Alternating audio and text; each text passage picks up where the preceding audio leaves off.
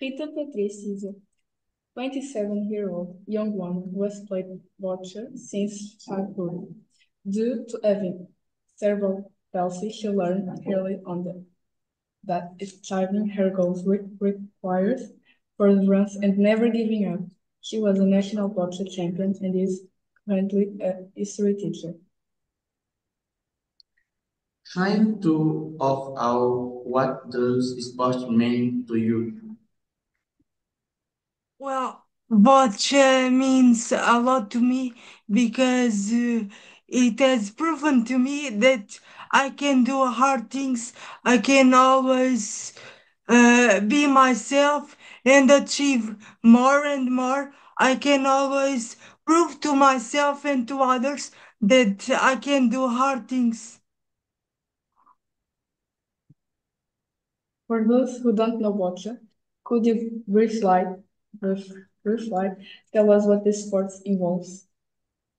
Well, Bocce has one white ball, which is the target. It's the main ball. Uh, Six red and six blue. And the goal of Bocce is to come closer to the white ball. Which team has more balls close to the white wins. How did you become aware of bocce?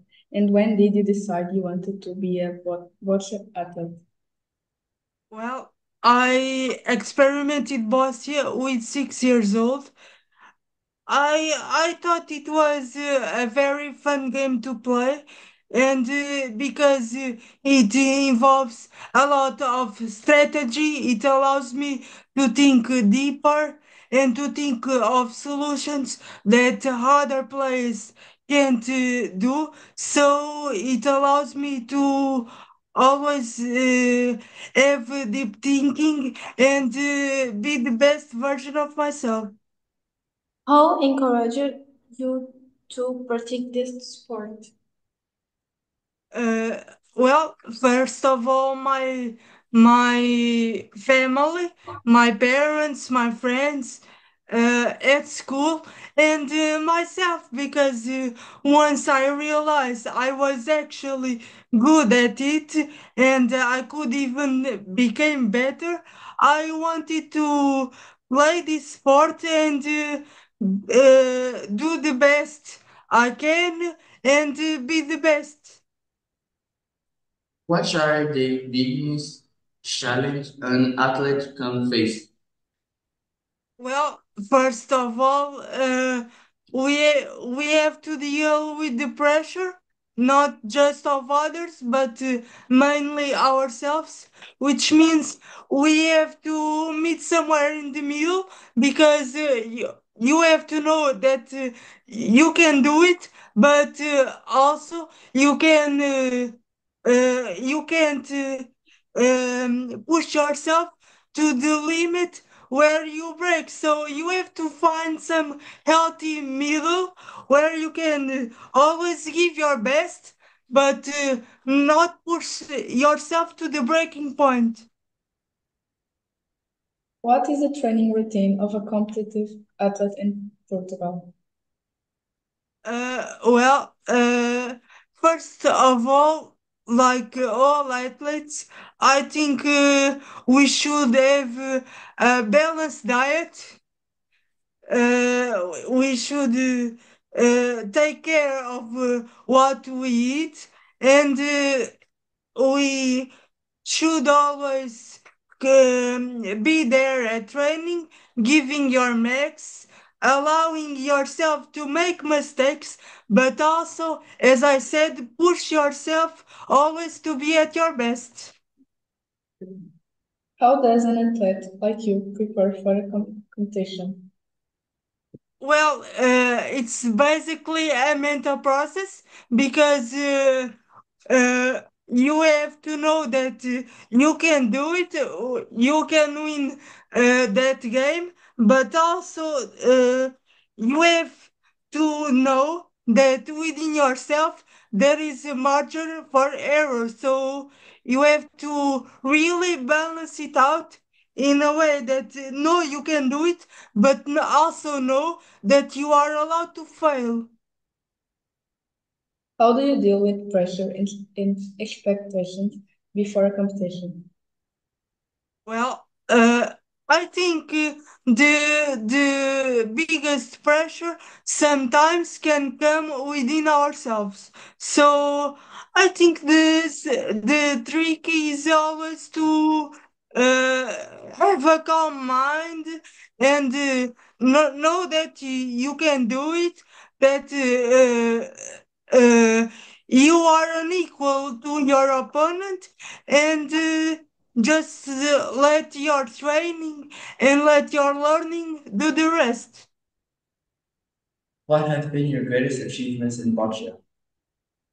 Well, I achieved being a national champion, which was a big achievement for me. I also joined several competitions with the national Portuguese bocce team, which was a huge accomplishment for me. So I'm quite happy. Is it easy to reconcile in sport with professional life? I mean, not always. Of course, it's a bit hard, but as you say, it's not impossible. It's just uh, like you have to know that you like your sport and you like what you are studying or what your job is. So it's only a matter of balancing things out and finding time to do everything. You have to really management your time really well, and that's a skill you can learn. Has your experience as an athlete influenced your view of society and the world? Uh, of course, because as an athlete, of course, it depends on your goals, but as an athlete, you have to know what you're capable of. Of course, everyone has its limitations, but most of all, you have to know what you're capable of. And of course, your sports performance might influence the way you view society, the way society views you. So it's linked.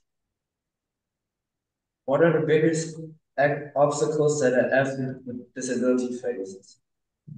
Well, first of all, we can begin with having a disability because, well, in my case, you, besides the sport, you have all the